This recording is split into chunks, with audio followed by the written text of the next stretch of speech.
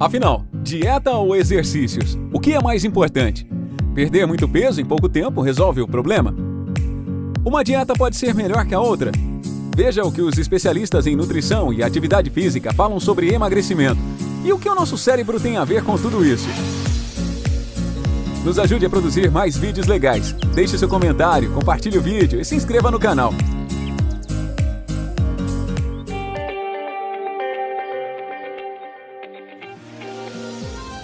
Caso não tenha assistido ao primeiro vídeo sobre esse assunto, vamos deixar o link fixado. Lá falamos sobre como perder peso de forma correta, baseado na ciência. Neste vídeo, vamos explorar mais o assunto atividade física e as dicas de especialistas. Definindo metas. É importante saber onde você quer chegar, então estabeleça uma meta, mesmo que seja ambiciosa. Na verdade, definir metas aumenta a probabilidade de sucesso e, para alguns, a definição de metas ambiciosas melhoram ainda mais os resultados. Para isto, pode ser de grande ajuda a seguinte tabela. Tabela de índice de IMC, peso dividido pela altura ao quadrado. Abaixo de 18,5 representa desnutrição. Entre 18,5 e 24,9, faixa do peso saudável. Entre 25 e 29,9, excesso de peso. 30 ou mais representa a obesidade. Quais são os 6 melhores exercícios para perder peso? 1. Caminhada. É muito boa, pois será a mais fácil de todas. Uma pessoa de 70 quilos queima cerca de 167 calorias por 30 minutos de caminhada a um ritmo moderado de 6,4 km por hora. Para começar, procure caminhar 30 minutos, 3 a 4 vezes por semana. Você pode aumentar gradualmente a duração ou a frequência de suas caminhadas conforme você fique mais em forma. 2. Corrida. Uma pessoa de 70 quilos queima aproximadamente 298 calorias por 30 minutos de corrida a um ritmo de 8 km por hora, ou 372 calorias por 30 minutos de corrida a 9,7 km por hora. Além disso, correr ajuda mais a queimar a gordura visceral, comumente conhecida como gordura da barriga. Se você acha que correr ao ar livre é difícil para as articulações, tente correr em superfícies mais macias, como a grama. Além disso, muitas esteiras têm amortecimento embutido, o que facilita o exercício. Para começar, tente correr 20 a 30 minutos, 3 a 4 vezes por semana. 3. Ciclismo. Embora o ciclismo seja tradicionalmente praticado ao ar livre, muitas academias e centros de fitness possuem ergométricas que permitem que você ande de bicicleta. Uma pessoa de 70 quilos queima cerca de 260 calorias por 30 minutos de bicicleta em um ritmo moderado, ou 298 calorias por 30 minutos em uma bicicleta em um ritmo moderado de 19 a 22,4 km por hora. As pessoas que pedalam regularmente têm melhor condicionamento físico geral, maior sensibilidade à insulina e menor risco de doenças cardíacas, câncer e morte em comparação com aquelas que não pedalam regularmente. Além disso, este é um exercício que não sobrecarrega muito as articulações. 4. Treinamento com pesos. Uma pessoa de 70 quilos queima cerca de 112 calorias por 30 minutos de treinamento com pesos. O bom ainda é que o treinamento com pesos pode ajudá-lo a construir força e promover o crescimento muscular, o que aumenta a sua taxa metabólica de repouso, ou quantas calorias o seu corpo queima em repouso. Para melhorar tudo isso, estudos mostram que seu corpo continua a queimar calorias muitas horas após um treino de musculação, em comparação com exercícios aeróbicos. Treinamento intervalado. O treinamento intervalado é um termo amplo que se refere a rajadas curtas de exercícios intensos, que se alternam com períodos de recuperação. Normalmente, um treino dura de 10 a 30 minutos e pode queimar muitas calorias. Tudo o que você precisa fazer é escolher um tipo de exercício, como correr, pular ou andar de bicicleta, e seus horários de exercício e descanso. Por exemplo, pedale o mais forte que puder em uma bicicleta por 30 segundos, seguido de pedalar em um ritmo lento por 1 a 2 minutos. Repita esse padrão por 10 a 30 minutos. 6. CrossFit. O CrossFit reúne técnicas de diversas modalidades em um único treino, o que o torna um dos esportes mais completos da atualidade. Diferente dos métodos tradicionais, os treinos de CrossFit trabalham o corpo de forma geral e equilibrada, sem focar em músculos específicos. Além disso, a prática é capaz de desenvolver o condicionamento físico de forma muito eficiente. Isso acontece porque os exercícios do CrossFit ajudam a potencializar a resistência cardiorrespiratória, resistência muscular, força, flexibilidade, velocidade, coordenação e agilidade.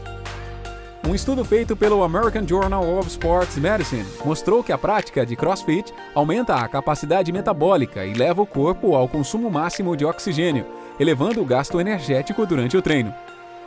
É possível queimar até 700 calorias em uma aula completa. Uma aula curta de 20 minutos, por exemplo, é capaz de manter o corpo queimando calorias por até 24 horas. Mas, de novo e muito importante, um educador físico, que é o profissional capacitado para lhe indicar a melhor sequência de exercícios, tendo em vista o seu biotipo e a sua meta. Agora, veremos as opiniões de especialistas em emagrecimento. Segundo o Dr. Francesco Confalonieri, especialista em medicina esportiva do Centro Médico Santo Agostinho de Milão, o importante não é perder peso genericamente, e sim perder gordura. E não só isso, temos que perder gordura visceral. Para perder peso, uma dieta combinada com exercícios deve ter este objetivo. Não dá para perder tanta gordura visceral em uma semana, isso deve ficar bem claro. Uma dieta que funciona muito bem permite, na melhor das hipóteses, perder 1 quilo por semana. Então lembre-se, ao perder peso, o objetivo de uma dieta associada a exercícios deve ser perder gordura visceral. Ele continua dando 3 conselhos. 1. Primeiro conselho: alternar os diferentes tipos de nutrientes. As necessidades de cada pessoa são individuais. Consequentemente, não podemos fazer dietas com quantidades iguais para todos, pois cada um tem o seu consumo. Posto isso, do ponto de vista nutricional, é fundamental alternar ao máximo os diferentes tipos de nutrientes. Por exemplo, tome leite ou iogurte pela manhã, mas não toda manhã. Então alterne laticínios com leite de soja e leite de aveia.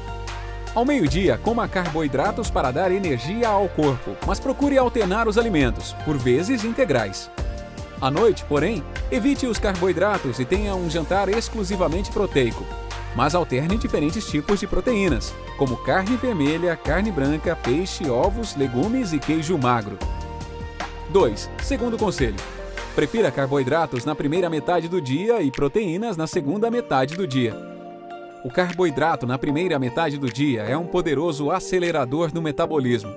Consumi-los neste momento é importante, seja porque você se movimenta muito, trabalha ou porque pratica esportes. Enquanto à noite, o corpo precisa de proteínas para manter tecidos, órgãos, músculos, ossos saudáveis, especialmente quando o corpo é menos jovem. Terceiro conselho: procure fazer mais refeições por dia do que as 3 clássicas. Isso não significa que eu deva fazer um farto de jejum, mas tente fazer pelo menos 2 lanches pela manhã. Um ao acordar e outro no meio da manhã, alternando entre carboidratos e proteínas. Depois, almoce. À tarde, faça um lanche idealmente à base de frutas da estação e depois, como dissemos, tenha um jantar quase exclusivamente proteico. Mais 6 dicas para perder peso comprovadas pela ciência. Mas prepare-se, pois virão surpresas. 1. Fazer dieta supera os exercícios. Ouvimos muito dizer que um pouco de exercício é a chave para perder peso, que subir as escadas em vez do elevador fará a diferença, por exemplo. Ajuda, é claro, mas é muito mais eficiente cortar calorias, diz Samuel Klein, médico da Escola de Medicina da Universidade de Washington.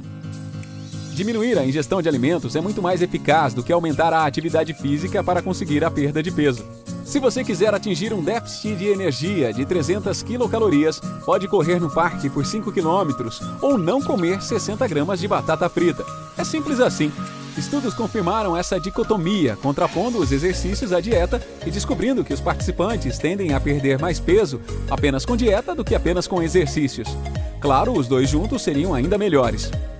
O problema é que, quando você confia apenas nos exercícios, o tiro pode sair pela culatra. Isso se deve, em parte, aos efeitos dos exercícios sobre os hormônios da fome e do apetite, que fazem você se sentir visivelmente mais faminto após o exercício. Por exemplo, se você caminhar rapidamente por 1 hora e queimar 400 quilocalorias, mas depois tomar uma cerveja e uma fatia de pizza, porque o exercício fez você sentir fome, você comerá mais calorias do que queimou. As pessoas tendem a compensar naturalmente as calorias que gastam. Este é um sistema adaptável. Para cada ação há uma reação. Essa é uma lei da física, não da biologia, mas parece que também funciona em sistemas biológicos. Outro problema com o exercício sem dieta é que é simplesmente cansativo. Assim, se o exercício fez você se cansar e ficar mais sedentário pelo resto do dia, você pode não sentir todos os benefícios esperados. 2. O exercício é importante para ajudar a corrigir um metabolismo lento, especialmente durante a manutenção.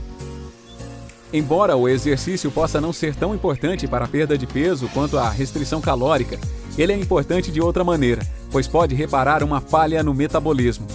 Após alguns dias sem atividade, o metabolismo desacelera, mas quando você começa a se mover de novo, isso começa a mudar, ele se recupera. Esta é a grande razão pela qual o exercício é fundamental na fase de manutenção, que é bem conhecida por ser mais difícil do que a fase de perda de peso. Segundo Michael Jameson, médico da clínica Mayo, o exercício é muito importante para manter o peso perdido e as pessoas que não são fisicamente ativas têm maior probabilidade de ganhar peso. 3. Você terá que trabalhar mais do que as outras pessoas, possivelmente para sempre. Embora o exercício possa ajudar a corrigir um metabolismo que estava lento, a triste realidade é que ele pode não voltar ao que era antes de você engordar. Portanto, se você esteve acima do peso e perdeu peso, manter essa perda significa que provavelmente terá que trabalhar mais, talvez para sempre. Não é uma realidade bonita de se enfrentar, mas enfrentá-la é importante para que você não fique frustrado quando descobrir que tem que trabalhar mais a longo prazo do que quem nunca teve excesso de peso. Construir músculos ajuda o seu corpo a queimar mais algumas calorias ao longo do dia, mas também é provável que você precise trabalhar mais aerobicamente a longo prazo. Não é justo, mas é assim que as coisas são. Uma vez que você entende isso, no entanto, será melhor porque você pode trabalhar com esta ideia. 4. Não há combinação mágica de alimentos. Existem dietas de baixo teor de gordura, dietas de baixo teor de carboidratos, dietas de baixo índice glicêmico, dietas paleo e muitas interações de todas elas. Na verdade, não há nenhuma dieta em particular que funcione melhor para o metabolismo específico de um indivíduo. Sabemos que qualquer dieta o ajudará a perder peso se você segui-la. Não há dieta mágica. A verdade é que todas as dietas funcionarão se você a seguir. 5. Uma caloria é uma caloria. E para o equilíbrio energético, é o número de calorias que importa. Do ponto de vista do peso corporal, acrescenta Marion Nestlé, PhD da Universidade de Nova York, uma caloria é uma caloria, não importa de onde venha. Você pode ganhar peso comendo alimentos saudáveis demais ou não. Do ponto de vista da saúde, é melhor comer vegetais. É muito mais fácil comer calorias em excesso num fast food do que alimentos saudáveis. Mas isto pode acontecer. Mas a fonte de calorias obviamente importa por outros motivos. Em primeiro lugar, ninguém come vegetais demais, então, em um nível prático, isso não é um problema. Mas de onde vêm as calorias é importante, porque influenciam a saciedade, e isso é em parte psicologia e em parte biologia. Resumindo, o mais nutritivo significa, entre outras coisas, a oportunidade de se abastecer com menos calorias. Assim, a questão é entender que precisamos trocar nossos alimentos. Trocar os alimentos cheios de calorias por alimentos com menos calorias e mais nutritivos. 6. É tudo sobre o cérebro. No final das contas, não é o corpo ou o metabolismo que está realmente criando sobrepeso ou obesidade. É o cérebro. Todos nós sabemos intuitivamente que decisões erradas são as que fazem você ganhar peso e as melhores são o que fazem você perdê-lo. O problema é que, com o tempo, as decisões erradas levam a mudanças no modo como o cérebro funciona e, surpreendentemente, responde aos processos de fome e saciedade. Anos repetindo um padrão de comportamento traçam trilhas neurais, fazendo com que você coma sempre demais. A boa notícia é que o cérebro pode consertar-se assim que surgem novos padrões de comportamento, ou seja, restrição calórica, escolhas alimentares saudáveis e exercícios. Embora possa haver algum grau de dano ao cérebro, particularmente no modo como funcionam os hormônios da fome e da saciedade, ele pode se corrigir em grande parte com o tempo. A chave é que o processo leva tempo e, como qualquer outra mudança de comportamento, é basicamente uma prática. Qualquer um que disser que isso vai acontecer em 2 ou 3 semanas está mentindo. A neurobiologia nos diz muito sobre o que está acontecendo no ganho e na perda de peso. Demora muito para desenvolver novos hábitos, rituais e rotinas. Isso pode levar meses ou anos, mas com persistência vai acontecer.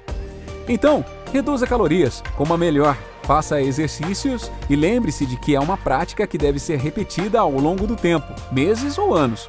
O fato de você ter que trabalhar mais na manutenção do que seu amigo que nunca está acima do peso pode ser deprimente, mas vale a pena.